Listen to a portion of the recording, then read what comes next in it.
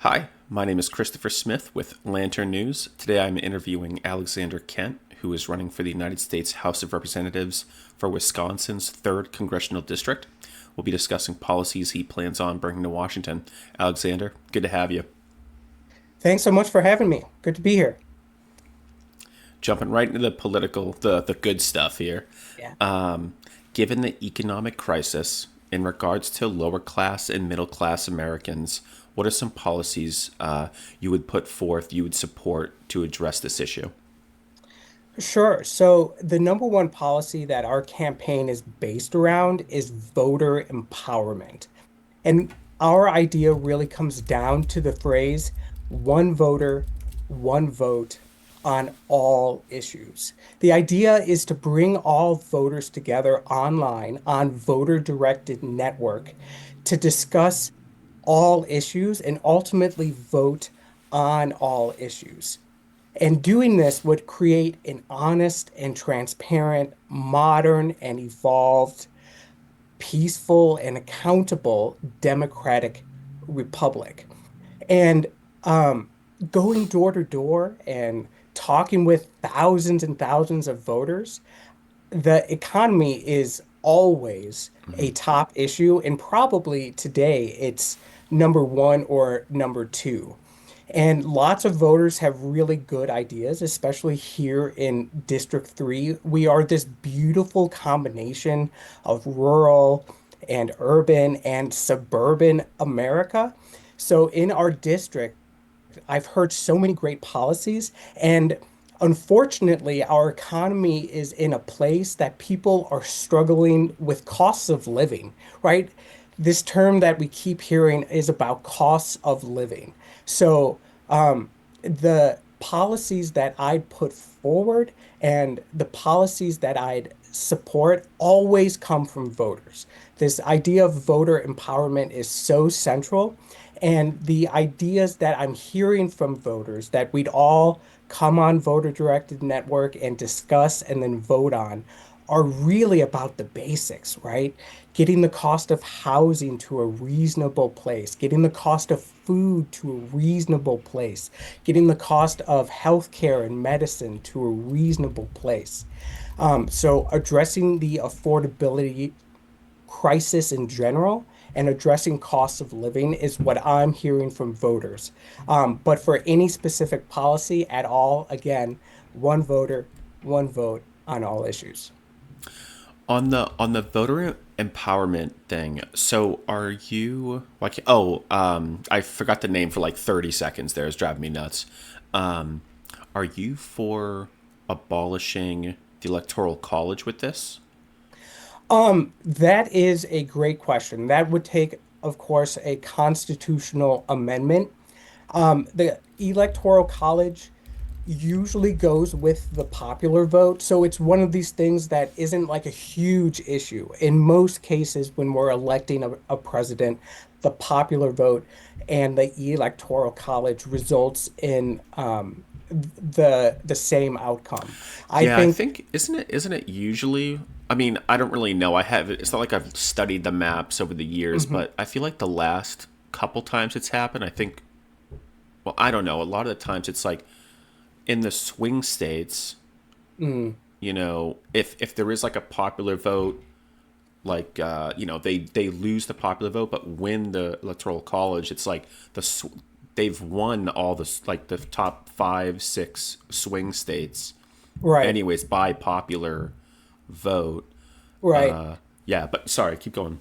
Yeah, yeah. So, in general, I think with the idea that we're promoting one voter, one vote on all issues, the idea of the popular vote makes the most sense.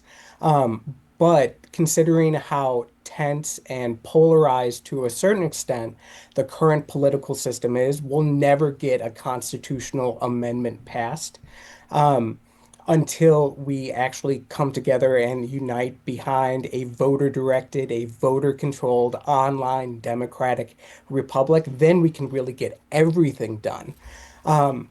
But changing the Constitution is one of those issues that everybody has their ideas about constitutional amendments, but we have to fix how the political system functions first. So in general, I would support the idea where all voters are represented the same, which is again the core idea behind voter empowerment and self-governance. One voter, In one vote democracy. on all issues. But I don't think that's one of the biggest issues in general currently. One more question on the voter Yeah. empowerment, this network you're talking about. So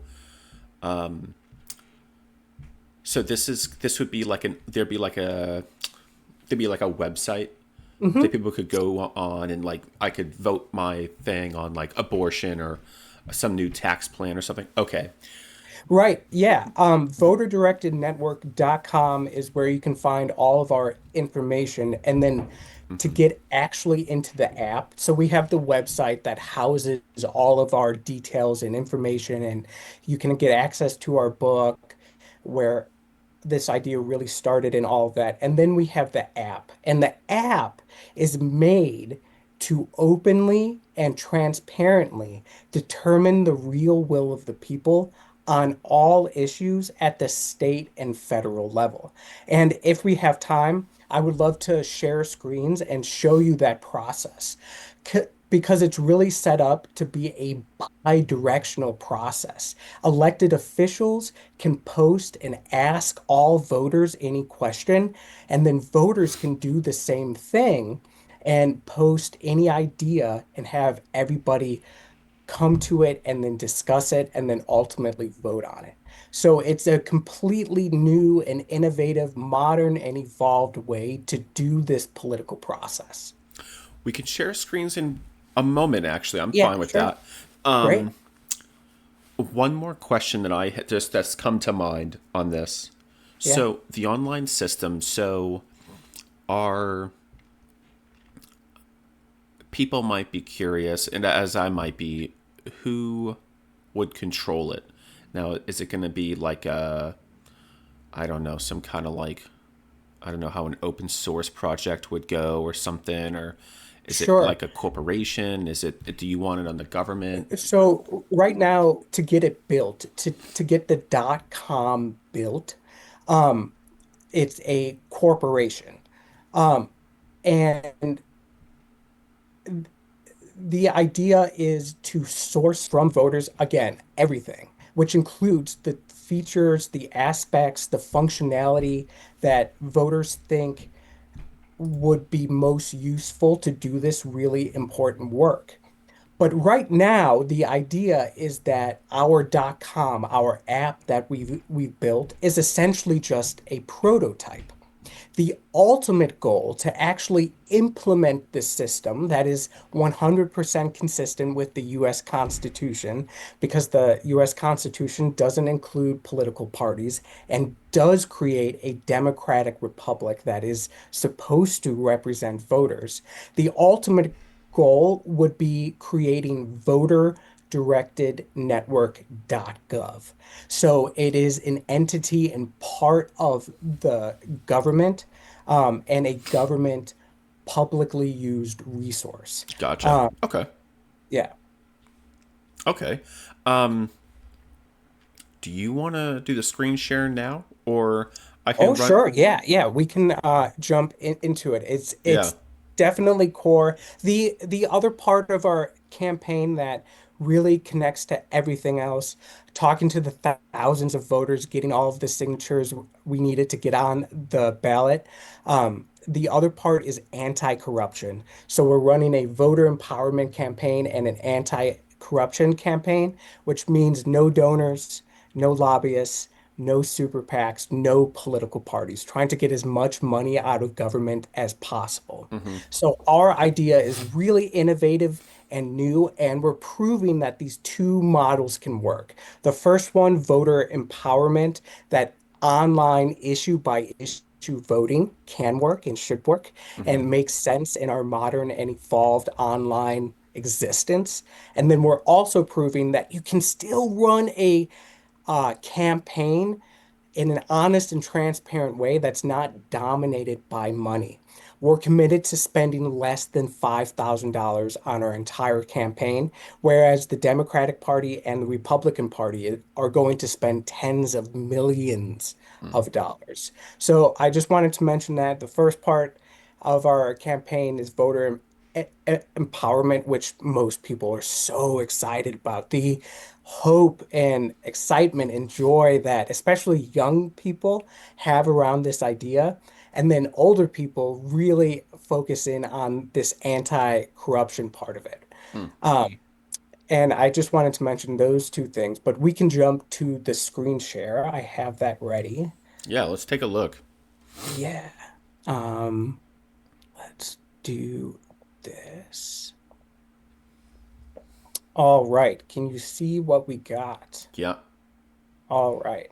So this is our homepage of Voter Directed Network. Of course, when you start here, um, you'll have to sign up and create an account, and then you have to become verified.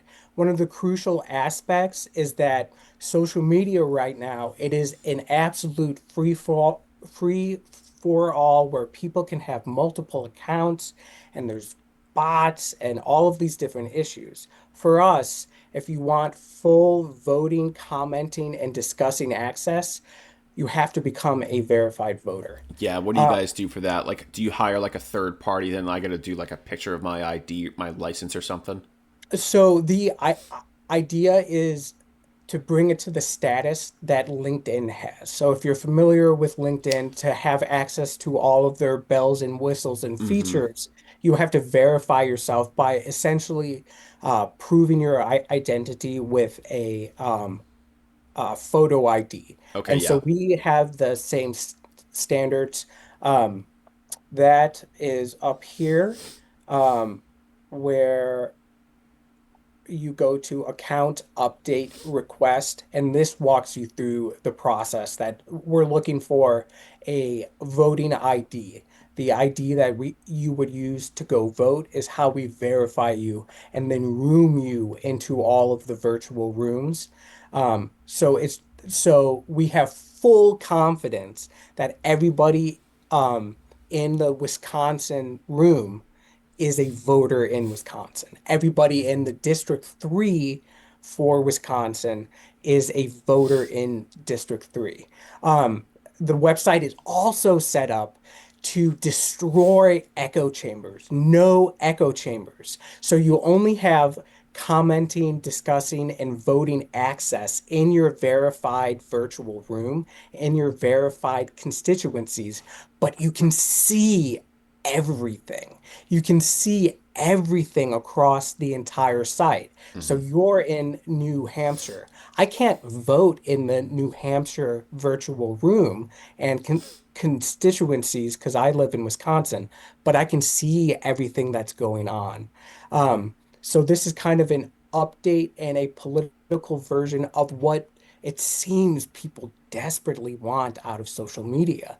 We have this online existence and it dictates so much of what we see and hear and understand and believe, but it's not set up to do the important work of openly and transparently determining the will of the people, right? It's set up to make money. It's set up to make people angry. It's set up to keep you scrolling.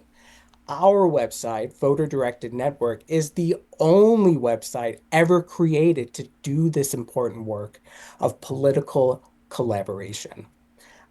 Anyway, this is where you would go to verify um, that you're a voter. And once we get that information from you, we house you into all of your um, constituencies and virtual rooms essentially that you have access to posting to. But anybody can see anything across the whole site. Cool. Um, the crucial part is statements. So all of our content is based off of statements and similar to all other content and things where humans are communicating across the internet. It starts with a template, right? An email template, a post template if you're using Facebook. And this is our template for statements. So all of the content on Voter Directed Network revolves around creating statements. Um, and here we have you create a title for it. You select topics, social topics, political topics, and economic topics. And then this is the crucial part that I think is important for people to understand as far as how things are overall structured in terms of virtual rooms is user constituency. When you first log in, everybody has access to the human constituency. So as soon as you make an account, you can start posting, you can start learning. You don't have to submit any information to just learn and see and understand what this new idea is. But then once you're fully verified, you essentially have 6 virtual rooms that you can post and discuss and reply and vote in. Um, you have the United States group, and then you have um, senators from your state for the federal level, and then you have your U.S. House of Representative district. And it shows here that I'm a voter in all of the other rooms, but of course, then I'm a candidate for the November 2026 midterms. And then at the state level, you have essentially the same 3 virtual rooms. You have one for your state, one from one for your state senators, and one for your house or assembly at the state level. So title, topics, user constituency, and then you actually make your statement. You can attach files as well. And then it comes to the vote question. This is the exciting part. This is what people need and want and deserve. This is where the voter empowerment really comes to the forefront. We have 4 types of questions that you can create. For every issue possible, you might just want a yes no question. You could use a multiple choice question. You could use a ranked choice question, or you could use an agree disagree scale. And that's from -10 would be completely disagree to +10 to completely agree. You can create questions in that way. And that is also our feature in the discussion section to respond to comments and replies on the scale from -10 to +10, which is a really innovative and new feature, which again helps people communicate and be really precise and clear with their opinions and perspectives on things. So once you create your vote question, and you identify what kind of question it is, you will be able to publish it on Voter Directed Network. So we can just run through a quick one, and then we can see the functionality on the other side. Let's do the classic cat or dog question. We'll post to the human constituency, cats or dogs are up for debate. Is the statement the vote question? Let's make a multiple choice question. Cats or dogs or both? Please select one. And then add our options. We have cats, we have dogs, we have both. Really easy, nothing tense here. Yeah, Everybody yeah. likes cats or dogs. And then after you complete the template, um, you'd click publish. And this is crucial too. For every time you comment or publish anything, you're asked this question. Are you sure you want to post this statement? Why do we ask? Because you can't edit it. You can't edit it or delete it. This is another huge problem with social media, that people post these outrageous, inflammatory things without actually thinking, or they're testing to see what they can get away with. And then after the backlash, they delete it. It is so destructive. It is a form of like collective gaslighting, that people can behave in this way. Shout something to the world, post it to the world, and then be like, "Oh, no, no, that was bad." And then pretend like it didn't happen, and you edit it or delete it. So crucially, to ensure that everybody stands by everything that they contribute, you can't edit or delete anything. You can always comment on it and be like, oh, I was mistaken, after you learn something or your perspective changes, but you can't edit or delete anything. But we go there, and then you publish it, and then this is what it looks like when it's open. So we can click back here, You can add your loading. comments and stuff.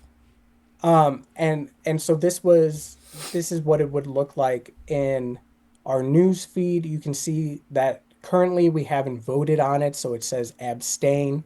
The other feature is that things are open for 7 days. Okay.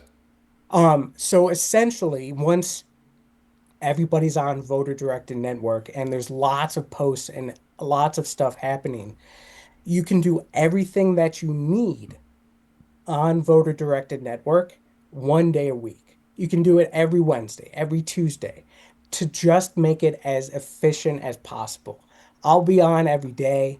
A lot of people that are really politically involved and very passionate about a lot of issues. We have so many issues that we need to fix.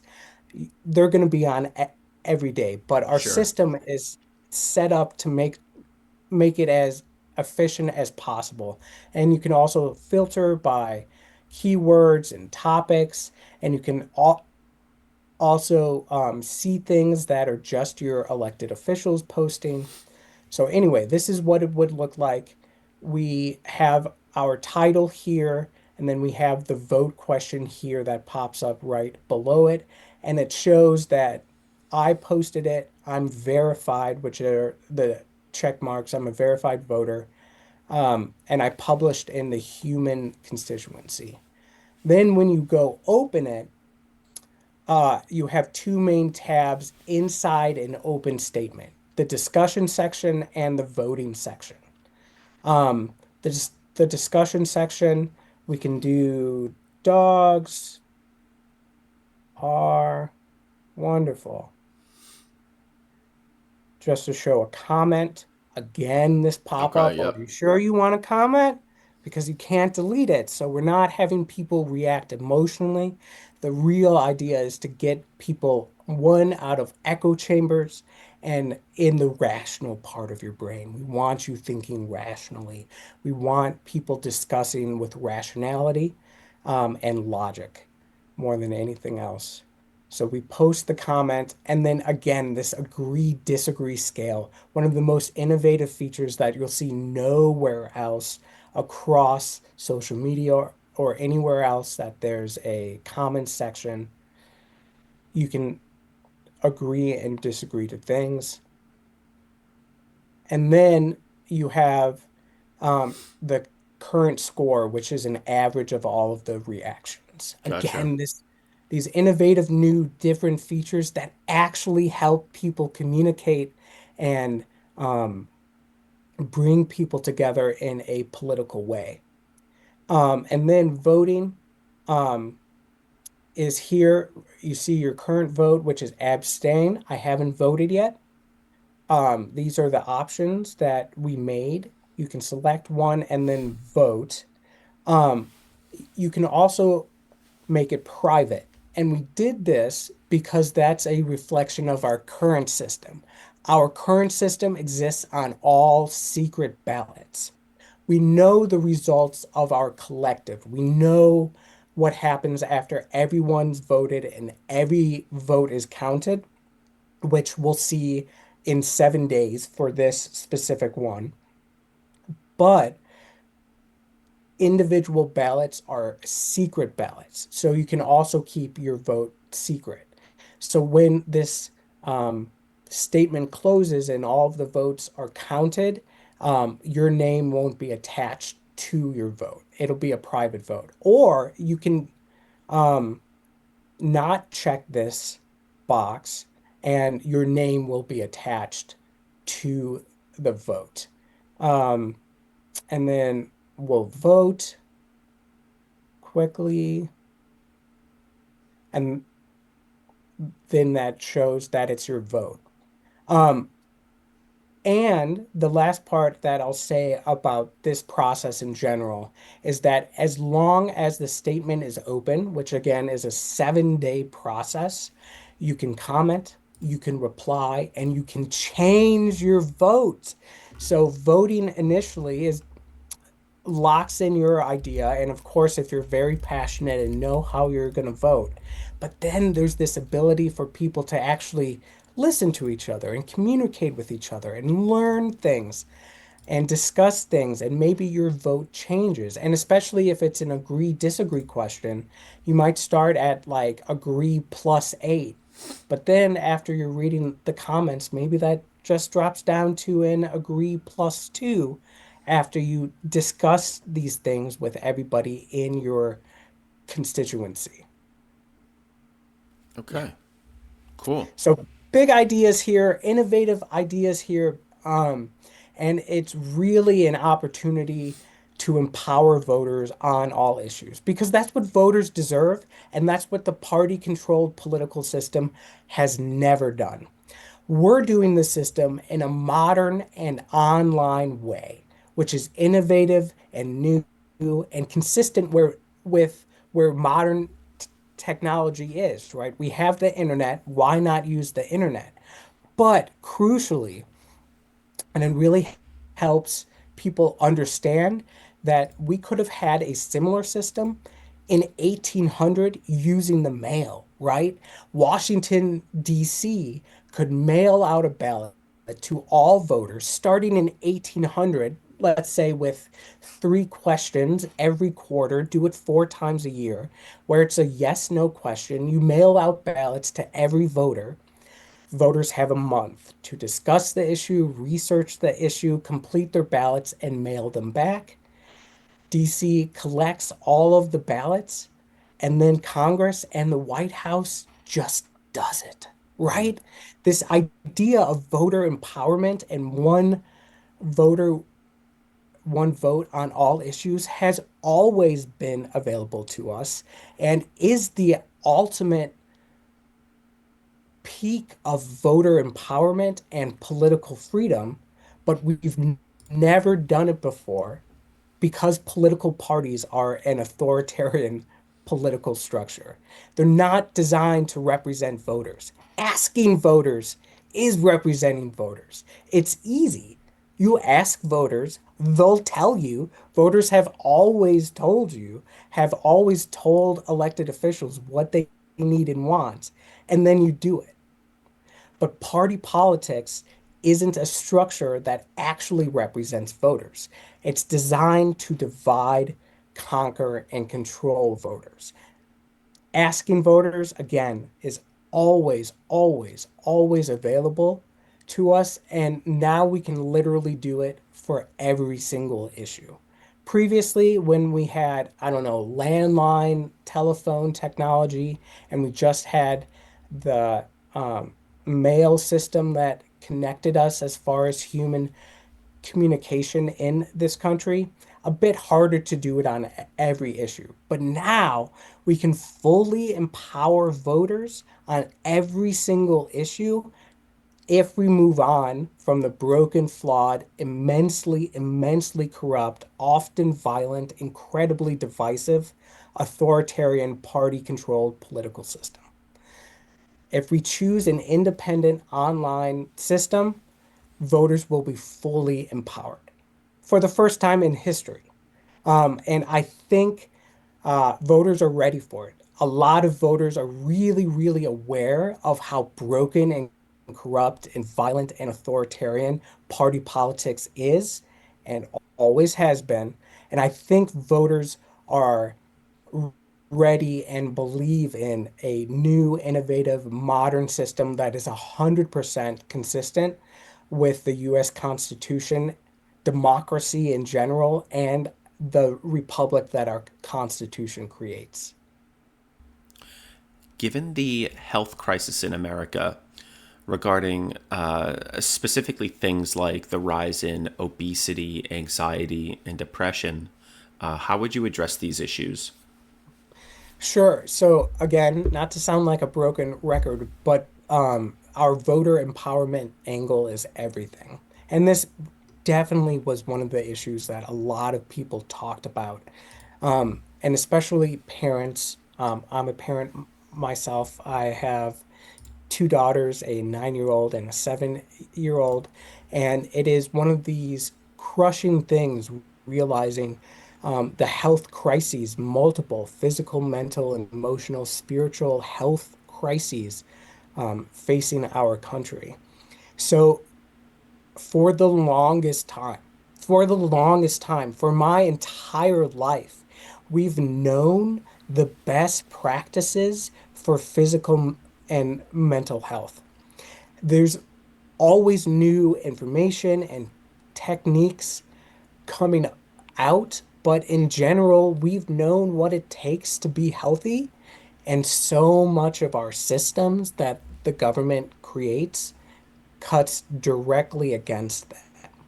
So, what I'm hearing from voters are the basic ideas of caring for our environment, to protect our water systems, caring for our environment to protect and improve our food systems. There are some of these cliches that ring true across generations, across time, which is you are what you eat. Is that 100% true? Of course not. But in general, it is. And I think there is so much in our food supply that a lot of voters oppose. Right? There are more additives in our food supply in the United States than any other modern country in the world. So voters have talked about that, and there's a lot of innovative, new, wonderful ways that smart, caring, compassionate, empathetic, informed voters know about how to improve our water systems and our food systems. Um, and then specifically with mental health, my background is in social work. So I have a bachelor's and master's degree in social work, and mental health is a huge part of social work Mm-hmm. because social work is dedicated and focused on improving the world and improving the human condition for vulnerable populations. And physical and mental health are a huge part of doing that and understanding that. The mental health crisis is real. And there's a lot of innovative ways um, that voters want to improve our access to mental health services and limit things in our society that are creating this huge spike in mental illness, especially within children. So again, having the ability to come to voter-directed network and have these really important conversations that we've never been able to have collectively before with all voters in the same virtual room, and find a path forward of dozens that are available to us, right? There are so many good ideas to improve physical and mental health that never have a chance because of the corruption of the party-driven political system. So if we implement this system and we're really able to pool all of our collective wisdom, our collective knowledge, our collective compassion, our collective insights about the human condition, we will find the right solutions about everything. And physical and mental health is one of the biggest issues that I personally am so excited. I'm so excited to come together as a country and have these conversations, because it affects everyone and it affects everything. And it's how we move on from this fear-based and negative and violent, um, and evil, uh, control system. And we move from survival to thriving collectively. Alex, what's your stance on abortion? Oh, Um, and before you get started, I try to ask sure. this at the top of the questions or just clarify, because now it's not just, you know, like pro life versus pro choice typically, or maybe there's Right. another option you're putting forth. But now there's also, do we want to keep it at the state level, or do you want to bring it back to the federal level? So yeah, what's your stance on abortion? Sure. This has been the number one issue that I was asked about, talking with the thousands of voters that I intersected with. People are deeply passionate about it, and it's reflected in general knowledge about politics in our country. This is the number one single voter issue. So there are voters that decide who to vote for based on one issue. They're called single issue voters, and abortion is the number one single issue voter issue. So people are deeply, deeply passionate about it. Me personally, I consider myself pro-life and pro-choice. I've actually written an essay about this because it means so much to me and it means so much to so many people. What's difficult about talking about this issue is that there are compassionate perspectives on both sides. Because, and you hear this in just the labels that we're forced to use, pro-life or pro-choice. Nobody is pro-abortion, right? People people want a compassionate solution to it. So in my understanding of the issue and prioritizing my number one value as a social worker and someone that believes in Christ consciousness, um, and believes that we can always make a compassionate choice. Compassion here to me is that you have to be pro-life from the moment of conception through someone's entire life. And clearly, the social, political, and economic systems that our authoritarian party-controlled political system creates isn't. So I dream of, hope for, imagine, will work towards creating a system that is anti-human suffering from the moment of conception through the entire life. And essentially, the essay that I wrote bridges the gap between pro-life and pro-choice. Because again, nobody is pro-abortion. So if you really listen to the arguments of pro-life and pro-choice, people want to exist in a country and society where people don't choose abortion. That's the key. That merges both sides together. Living in a country where people don't feel compelled to choose abortion. What does that look like? That looks like relentlessly supporting mothers and families. We do a terrible job of supporting mothers and families. It is awful. So, what I want to be able to do as someone who is pro-life and pro-choice is look someone in the eye and tell them that no matter what you choose, if you bring a life into the world, that life will have human rights. That life will never be homeless. That life will always be educated. That life will always have access to food. That life will always have access to medical care. We struggle with the abortion issue so much because we don't have access to fundamental human rights. And this really gets at the core of who I am, what I see, and what I know as everything I've experienced is that we have certain rights and liberties granted to us in our US Constitution.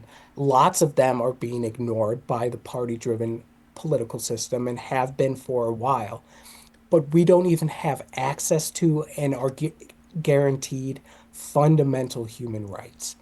So if we do that, if we come together and we unite behind a voter controlled, voter directed, independent political system, and then we choose to give us all human rights, we will see the abortion rate plummet because we can tell everyone that all life actually matters. From the moment of conception through your entire life, your government cares about your life and will guarantee your basic human rights to survival. We don't even have that right now. So if we prioritize human rights first, we can create a society that has less abortion, which seems to be the goal for everyone. Less abortions and prioritizing human life is where I stand. Alex, what's your position on age verification? And this is kind of in like some of these different, it's kind of trickled up in all kinds of different ways. It's in certain apps, it's in uh, California passed legislation that starts in January of next year, and that's specifically on operating systems, some Like you social have to be of media. a certain age to access Yeah, content, and and even then but I'm then not there's also familiar with that one. Yeah. some of the concerns with it is that like how are they going to verify? And then the other part is a big question mark about like they'll say they're not going to collect data, but do we trust them with that? Are they going to collect data or not? So like the worst case scenario, I think for a lot, like in a lot of people's minds, is like whatever if it's like the operating system or if a certain app, if basically like a minor goes on there, they have to do Mm. facial recognition, and then their data gets saved. I think that's kind of Got it. like worst case scenario for a lot of people. So it's just kind of it's basically like I guess the general question that I'm really asking here is like where do you draw the lines? Oh, and then the other side of it, the proponents of these, their their big push is for protecting kids from certain Hmm. content, and I get that as well. You know, I've certainly seen some plenty of things online that it's like, yeah, I don't think anybody that's not an adult, even like 70% of the adults I know, probably, you know, most of them I give a warning to. But Right. yeah, so on age verification, what do you think? Okay. Yeah. So again, I circle back to this idea of voter empowerment. And it's a crucial question too, because we're living in this age of techno authoritarianism. It is here, it is already happening, especially in our country.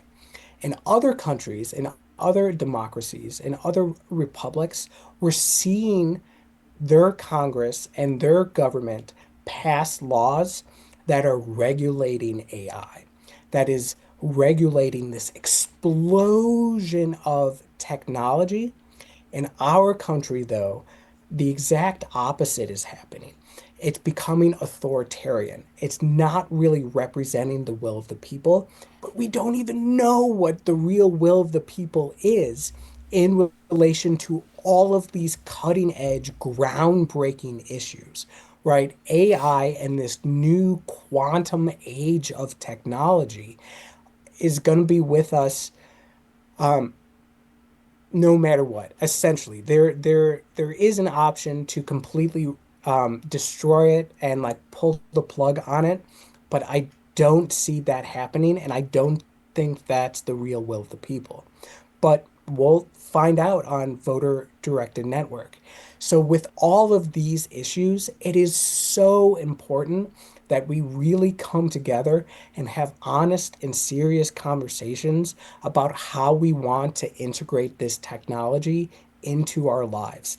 And the number one issue is protecting children.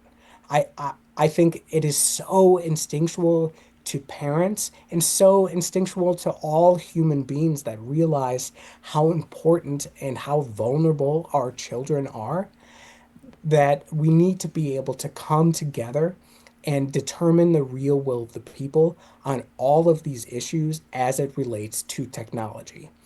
Currently, the exact opposite is happening.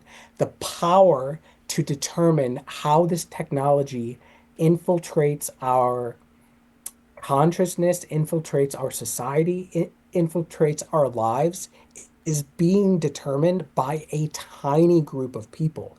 It's centralized and consolidated decision making. The tech companies are getting exactly what they want from our federal government because they're paying them. It's obvious. It's been happening for a really long time. And because of this level of corruption, voters are kept out of this conversation entirely. So, voters need the opportunity to come together and discuss all of these issues. Human rights, like we just talked about, and also how we're going to move forward with technology and innovation and make sure that our use of technology and how it impacts our life is consistent with the will of the people. What's your approach to federal government spending? You know, are you for increasing, keeping it the same, decreasing, or like moving funds between agencies? What's your take on Yeah, federal government spending?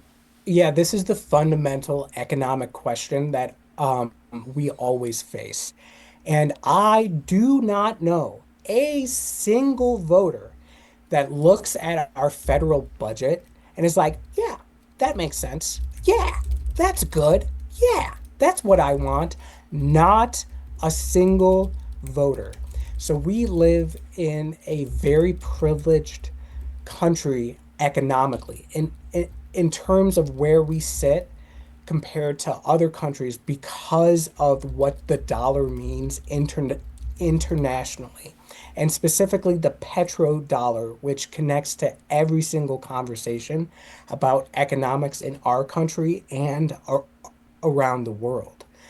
But in general, how we're spending money domestically and internationally, a lot of people object to. It is authoritarian, right? It is not democratic. It is not Republican.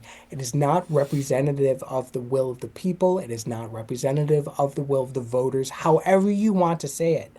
How we're spending and investing money does not come from voters.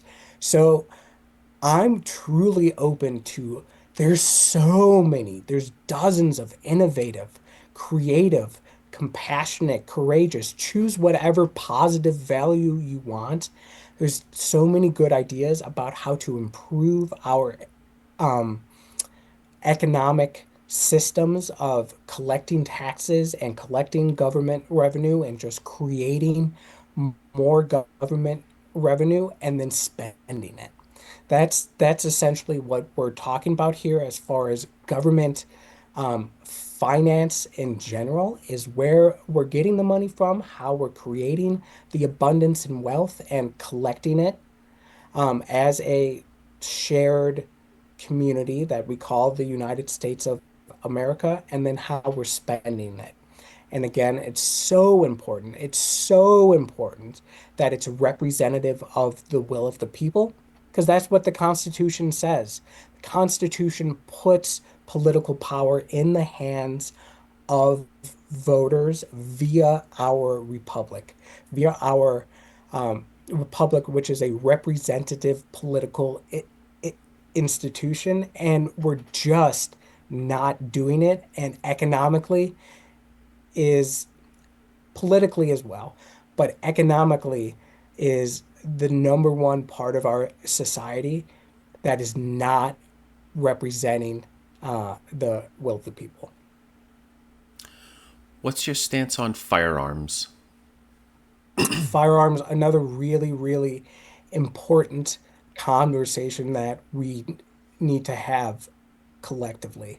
I think currently the Constitution is pretty clear that voter access to firearms has to exist to some extent. And there's arguments around liberty and freedom that accessing firearms for certain individuals is a uh, way that we can individually and collectively maintain freedom and liberty. I think like a complete ban on any firearms is never going to happen as long as the Second Amendment exists. But my goodness, there are so many smart, innovative, wise, knowledgeable conversations we need to have about our access to firearms. Who's allowed to have them, when they're allowed to have them, when they should be taken away, and how we guarantee safety.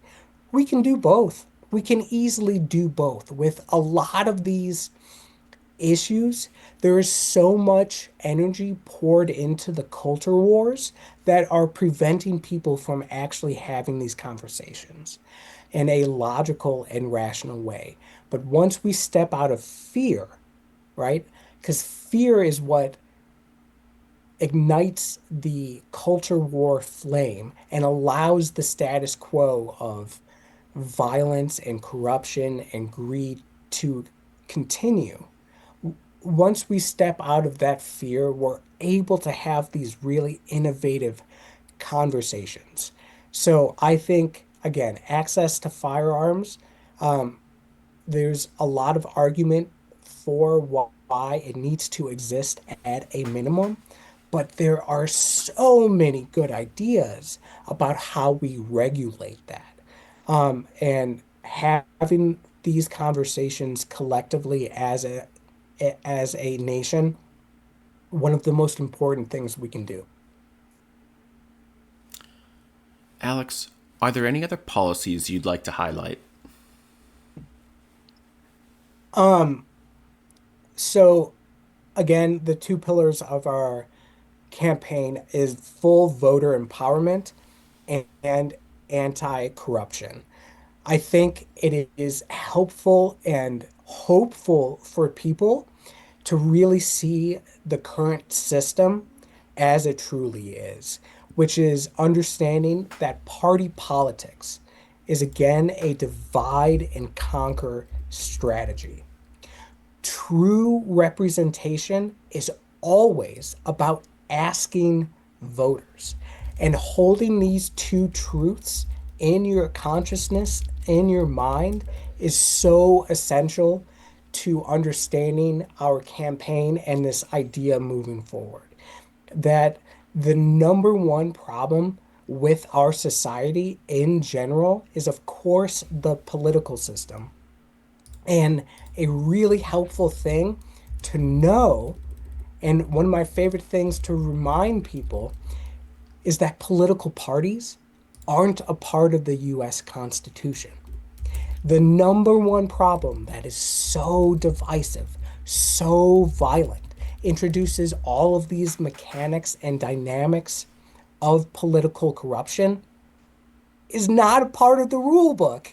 Political parties aren't in the US Constitution. Mm. So I love our Constitution, especially how it's amended and how we have the federal legislation in place to implement the amendments. I'd give our Constitution and our laws, if we actually followed them, a lot of them are being ignored, like a B grade. We're not quite at an A grade, but our Constitution is a really good document if we followed it. We're not following it. because we're divided. We're not following it because of party politics is such this broken system. Instead, fully empowering all voters to stand in your own light, stand in your own power, apply your own values to every single issue, and have all voters vote on every single issue is the idea that is within our Constitution. It is full voter empowerment. It is transparent online popular sovereignty, and it's real self-governance. So, understanding that all of these issues that cause so much human suffering are traced back to authoritarian systems and authoritarian decisions from the party controlled political system identifies the problem for you. That is the problem. And then the solution is full voter empowerment. The solution is an independent system. The solution is uniting online. The solution is democratic republics that actually represent the will of the people. The solution to techno authoritarianism, which is where we are now, is techno democratic republicanism. We've got to fight fire with fire. We've got to move things online and we've got to come together and vote on everything. Yeah, Alexander, where can people find you? Website, social media? sure. So Alexander Valiensi Kent, Valiensi for the middle name, on Facebook. But most importantly, voter directed network. It's behind me. It's the big idea. It changes everything. VoterDirectedNetwork.com. Start there. That's where all of the information is. You can get access to our book, Voter Directed Democracy, which started all of this. We've been working at this for years and years and years. You can also read all of our essays. And then we also have profiles on YouTube and Instagram and a couple others as well. We're changing our access to social media. But for people to get access to everything you need to understand, social media is fading and dying. Political media and voter directed network is our future. So go straight to voter directed network to learn everything you can about the future of our democratic republic. Very good. Alexander, that's all I've got for you. Great. Thank you so much, Chris. This has been wonderful. It's been great. Have a good day. You as well.